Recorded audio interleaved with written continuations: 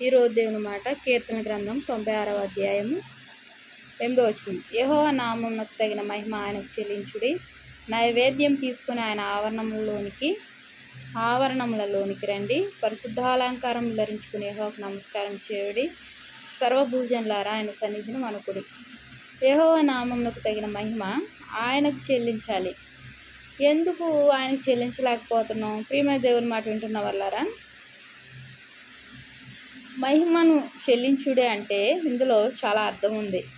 మనము కనిపించే మనుషులకు కృతజ్ఞత భావంగా ఏదో ఒకటి ఇవ్వడమని, కృతజ్ఞతలు తెలుపుకోవడమని జరుగుతుంది, సర్వసాధారణం.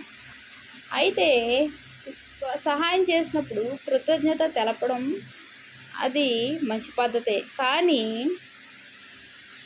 కనిపించే మనుషుల్లో, కనిపించే స్నేహితులలో, కనిపించే మన తోటి వారిలో ఎవరు ప్రేరేపించారు, వారి హృదయాన్ని ఎవరు తట్టారు, అదే ఒకసారి ఆలోచించాలి. దేవుడు వారి హృదయాలను తట్టి మనకు కార్యం చేపిస్తాడు. మరి కనబడని దేవునికి మహిమ చెల్లించకుండా మనము ముందుగా కనిపించే వారికి తెలియజేయడం కాదు. ముందుగా మనం ఏం చేయాలి? దేవునికి మహిమ చెల్లించాలి. ఆ తర్వాత వారికి కృతజ్ఞతా భావం తెలుపుకోవాలి. యెహోవా నామముగా మనము చెల్లించవలసింది మహిమ దేవునికే. నైవేద్యం తీసుకుని ఆయన ఆవరణంలోనికి రండి. చేసిన గొప్ప కార్యాలు, ఆశ్చర్యకార్యాలను బట్టి మనం ఏం చేయాలి? నైవేద్యం తీసుకుని ఆయన ఆవరణం సహాయం చేస్తే మనము ఏదో ఒకటి వారికి కృతజ్ఞతగా ఇచ్చుకుంటాం. ఆయన చేసిన కార్యాలను బట్టి నైవేద్యం తీసుకుని వెళ్ళాలి. మరి ఏమిటా నైవేద్యము?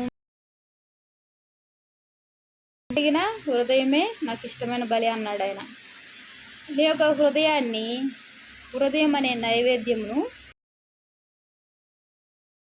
జాగ్రత్తగా ఎంతో దాన్ని శుభ్రంగా చేసుకొని, విరిగి నలిగిన హృదయము ఆయనకు ఇష్టంగా మన హృదయాన్ని ఆయనకు సమర్పించుకొని, ఇంకా నైవేద్యంగా ఆయన ఆవరణంలోనికి ప్రవేశించాలి. పరిశుద్ధాలంకారం ధరించుకుని యెహోవాకు నమస్కారం చేయుడి. పరిశుద్ధపరచుకోవడమే పరిశుద్ధాలంకారం అంటే. పరిశుద్ధాలంకారములు దేవుని యందు భయభక్తులు కలిగి జీవించడం, ఇంకా ఆయన శాసనాలను అనుసరించడం, ఆయన కట్టడలను అనుసరించడం, ఆయనకు ఇష్టంగా జీవించడమే పరిశుద్ధాలంకారములు. మన హృదయంను పవిత్రంగా ఉంచుకోవడమే పరిశుద్ధత. ఆ పరిశుద్ధాలంకారం చేయాలి. ఇతరులను ప్రేమించాలి. ద్వేషించే వారంగా ఉండకూడదు. ఏదైనా తెలిసి తెలియంది వినబడినప్పుడు మనం వారితో పాటు మనం ఏకీభవించి మనకు తెలిసి తెలియనివి కొన్ని ఉంటాయి. అవన్నీ తీసివేసుకొని పరిశుద్ధంగా, పవిత్రంగా మన హృదయాన్ని అలంకరించుకొని దేవుని సన్నిధిలోకి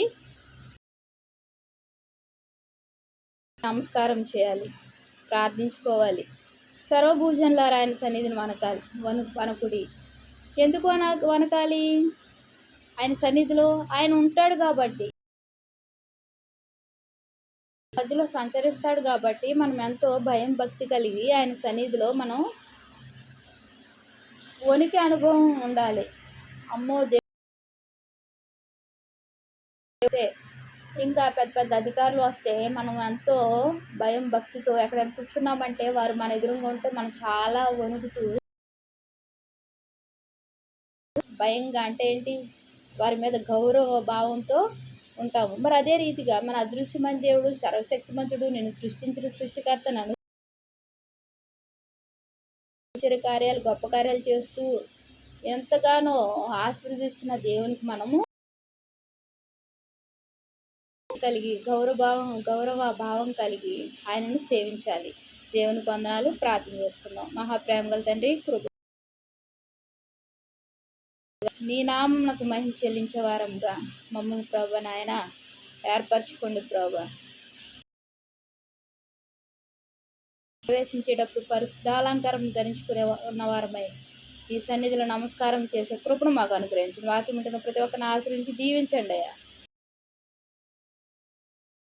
వనికి అనుభవాన్ని మాకు అనుగ్రహించండి తండ్రి.